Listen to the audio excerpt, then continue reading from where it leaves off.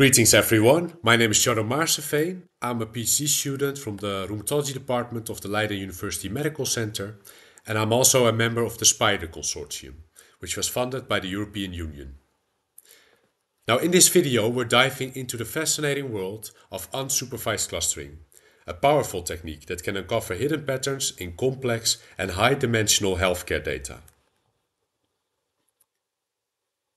Imagine you're a detective. But instead of solving crimes, you're solving medical mysteries. Now, traditional research often starts with a hypothesis, but for unsupervised clustering, we let the data tell its own story. Now, why do we do unsupervised clustering? Why does it matter? Because we already have traditional research, you might wonder.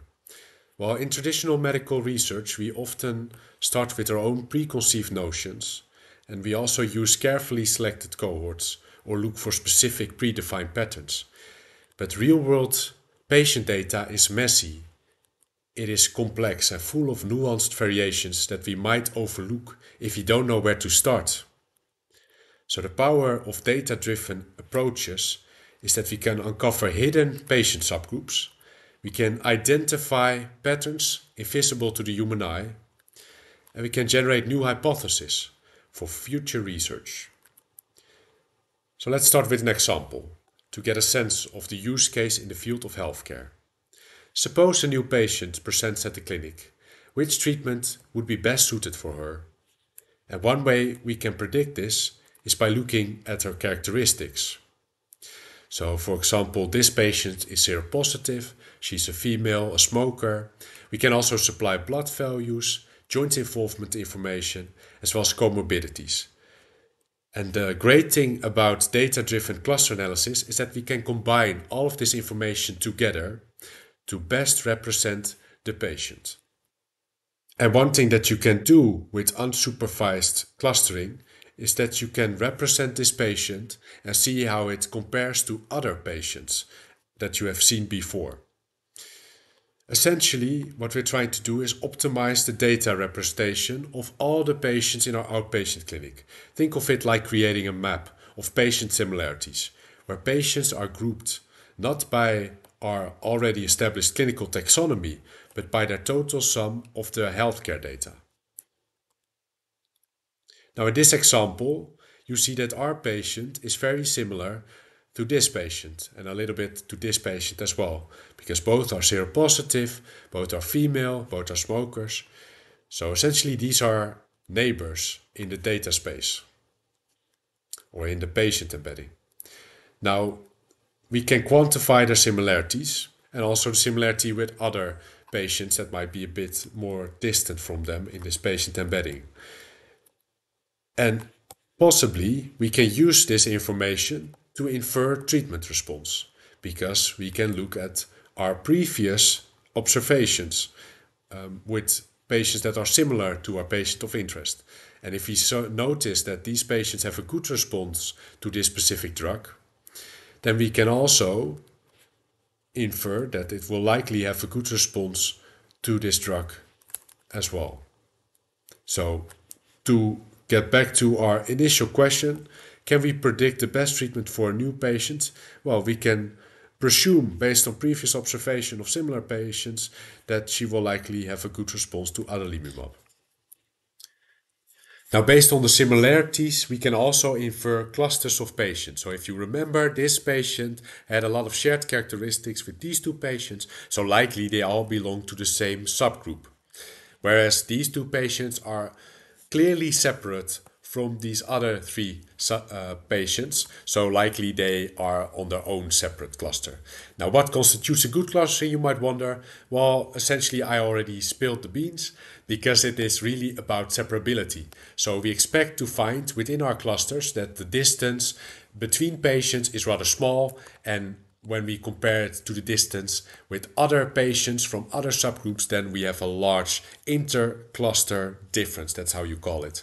And we can separate or nicely see the separation if we were to quantify all of the different distances within the cluster, and if we were to quantify all of the distances from our cluster to another cluster, then we hope to see these clearly, nicely separate distributions. However, in the case of poor clustering, then both the within distances and between distances are overlapping, and we cannot really tell the difference because we have these two patients that are clearly not similar if we were to look at the patient embedding, because they have a long distance from each other, whereas some of these patients have a rather small distance, but they don't belong to the same cluster. So in that case, it would not be really informative.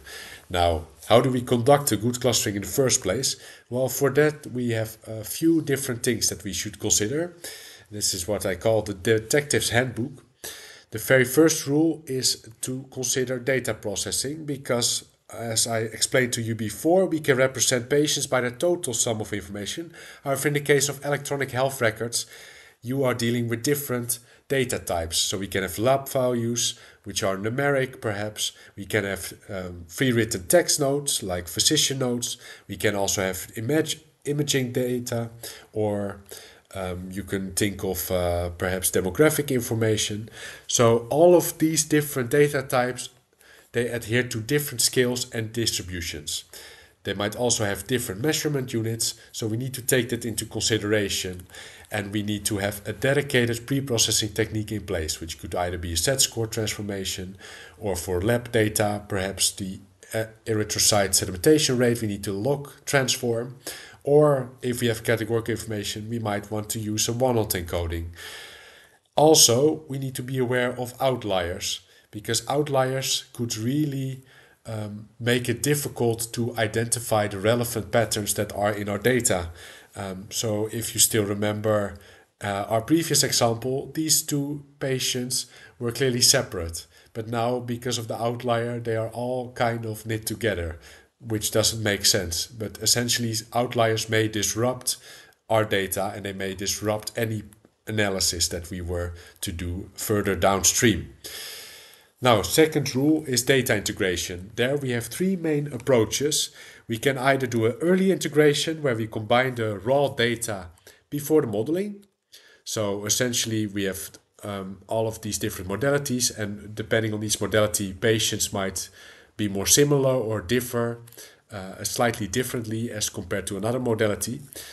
However, if we concatenate all this information, so we take it all along, and then we have an autoencoder or another neural net technique, then we can essentially still learn a good representation where we take all of these different aspects of a patient into consideration. But we can also do an intermediate integration. And what we do there instead is not just simply concatenate, but we learn the most important axes of variation, and we create this so-called latent space, which incorporates all of these different factors into a single embedding. And this embedding can then be further analyzed, and there you can also use some autoencoder or deep neural net techniques. The final strategy is called late integration, and there we have a separate model for each individual modality, and these are then aggregated, all of these predictions, and we can supply them to a final ensemble model, which can also be a neural net technique. Now, a third rule is to consider the high dimensionality, because the electronic health records data consist of many different features, many different variables. However, certain techniques are really not that well equipped when we deal with high dimensionality. So suppose for the demographic information, we have some nice variation within our patients, as well as for the clinical features. But for a lab workup, we have really little variation. So we have really sparse data. Then it might seem that based on lab workup that these patients are quite similar, because we have a lot of zeros, for example, in our data. And that is something that can really confuse then simple clustering methods, like, for example, k-means. In the case of sparse data, patients may cluster together in k-means, despite them really having a lot of variation if you were to look at demographics or clinical features. So instead, it might be more helpful to use Louvain or Leiden, or perhaps a density-based clustering technique, which is more well equipped of dealing with this high dimensionality and dealing with large and sparse data sets, which is typically the case when we are talking about electronic health records. Now, the fourth rule is that cluster validation should be non-negotiable. So do not trust your results from the get-go. Rather, validate your clusters by bootstrapping, by rendering the parametric space, and by looking at external, clinically relevant outcomes that were not part of the clustering. Now, with bootstrapping, we essentially look at the cluster stability, and we ask ourselves the question, well, suppose if we were to tinker with the data characteristics, would our patients still end up in the same clusters that we found earlier? Now, with bootstrapping, we essentially subset the data multiple times, like 1000 times, and we assess whether patients still co-occur across the different subsets of these input data. It is like building a puzzle repeatedly from the same pieces, with occasional duplicate pieces. And what we would hope to find is that in the case of robust clustering, that the same patients repeatedly connect across different instances. So even if you were to do it 1000 times, you would hope to find that patients still end up in the same group. And we can quantify this. So, for example, in the case of 1000 iterations, if we find that in 892 of those cases patients belong to the same blue cluster, then we can infer that they have an 89% co-occurrence. Now we can do the same for parametric space. And in this case, we do not ask the question, what if we tinker with the data characteristics, but rather, what if we tinker with configurations of the cluster algorithm? Do patients, once again, still end up in the same subgroup? And in this way, what we are effectively doing is we are checking different parameters. So we traverse along the parametric space to see if patients still would end up in the same subgroup. So we have a K of 10, a K of 20, and we can repeat this and we can take different step sizes, a variety of times, and we can compare how often patients still have the same clustering. And next, it's important that we also validate our clusters with a clinically relevant outcome, since cluster stability alone does not necessarily mean that the structure is meaningful to improve clinical practice. In our example, we applied a downstream analysis where we look at methotrexate failure for both the orange and the blue subgroup, where we find that the orange subgroup is more likely to fail on methotrexate. And finally, we need to understand our cluster characteristics. And this is similar to some of the efforts that you see in explainable AI, where we need to explain some of the underlying mechanics that the AI is using for its reasoning. So in the case of clusters, we hope to identify the key features, the most important features, by using techniques from game theory called SHAP. In addition, we can also use fuzzy clustering, and then we get a probability of a patient belonging to a certain cluster, which allows for more nuanced patient categorization. So these are all ways that we can get more insight in what our data looks like and what our patients look like. Now, what SHAP essentially does to identify the driving features is that it reverse engineers the exact features that were important. So in the case of our example, we noticed that all of these patients are seropositive. They're all female. Now they also have a tender wrist.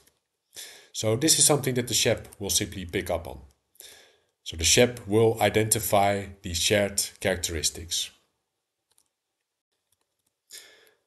Now, with these technical aspects covered, I think that you have a decent grasp of some of the important concepts within clustering and data-driven analysis as a whole. Mind you that we personally also conducted a clustering analysis, and that these rules were inspired by our own previous experiences. So in order for you to not face the same roadblocks that we did, be sure to have dedicated pre-processing algorithms in place, that you choose the right integration technique to capitalize on the information across these different modalities, that you consider high dimensionality and find techniques that are equipped with dealing with sparse data. Ensure that you validate, because it can either be not clinically relevant or not stable, and ensure that you have clustering characteristics identified by using explainable AI techniques. So to conclude, data-driven analysis allows you to uncover novel clinical signatures by exploring the multimodal and high-dimensional data. Be open to find unexpected insights, even though they might challenge your preconceived notions of the data, or they might challenge anything that you've read up on the literature. Ensure that you always validate, and remember that technology is a tool, not a replacement for a clinician. With that being said, I want to thank our collaborators from the SPIDER Consortium, which was funded by the EU, and especially want to thank the Leiden University Medical Center.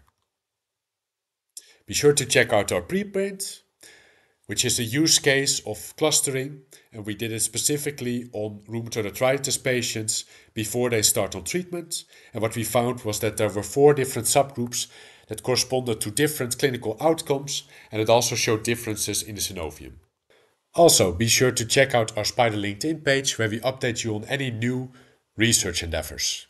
Thank you for listening.